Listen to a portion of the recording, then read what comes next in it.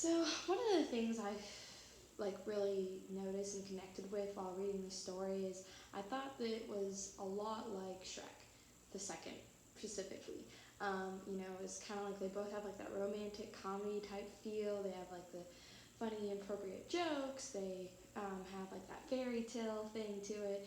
They have magical creatures. They're like in the woods, and they also even have like the bottom is turned into a donkey's ass. Just like it reminds me of donkey. And then there's also Puck, who's like titled sort of like the fairy wizard potion maker, which they have one of those in Shrek. Shrek, he drinks a lot of potion, just like Lysander did. So I don't know. I thought like while I was reading, I was wondering if like maybe like Shrek was kind of based off of this story. Could be completely wrong, but that's just how I imaged the whole thing. One of the values I think you could take away from here, or like perspectives, I would say, is I really liked how Shakespeare kind of like had the point of view more like broad for each character. It wasn't set on like one specific one or two characters. And I think from making it so you can only see multiple people, it was like people were able to, it allowed people to be more um, find it more funny, make it more comical, because you don't have that connection to just one person, where you feel sad or whatever, everything happens. No, instead you're just like, like I don't really care about this person, he just made a fool of himself. All these like crazy things kept happening to these people, and it was just kind of like made it more fun and more hilarious. Another thing that I liked is how it was kind of like there's like that imbalance of love, where like two men like the same girl, and then like the other girl, Hermina, really got nothing. It's kind of crappy, but I liked how that kind of relates to real life. Whereas like Shakespeare, like Shakespeare didn't give that like sappy version of like, oh, one man and one woman falling in love, all that boo boo da.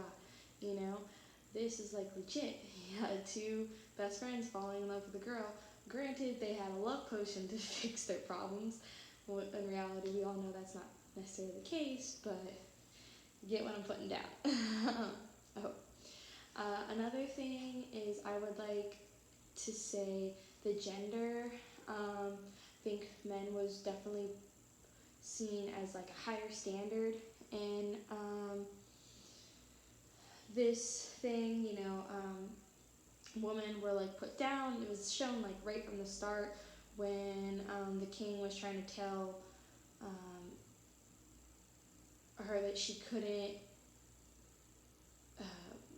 She had to marry a specific person, but no, she wanted to be with Lysander, who she loved, but she didn't.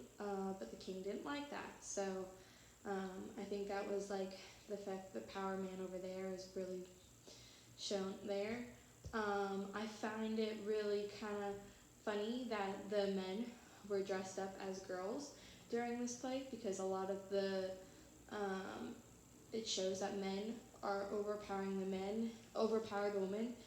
They control them and they tell them what to do throughout the story. And the fact that in reality the women are not even allowed to perform shows to the audience that the women have it very unequal.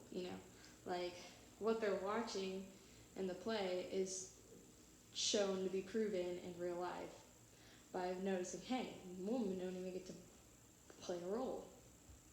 Finally, my questions are, why does Oberon order Puck to fetch the magic flower? And why do you think Puck likes to cause like chaos and confusion and likes to mess around with things?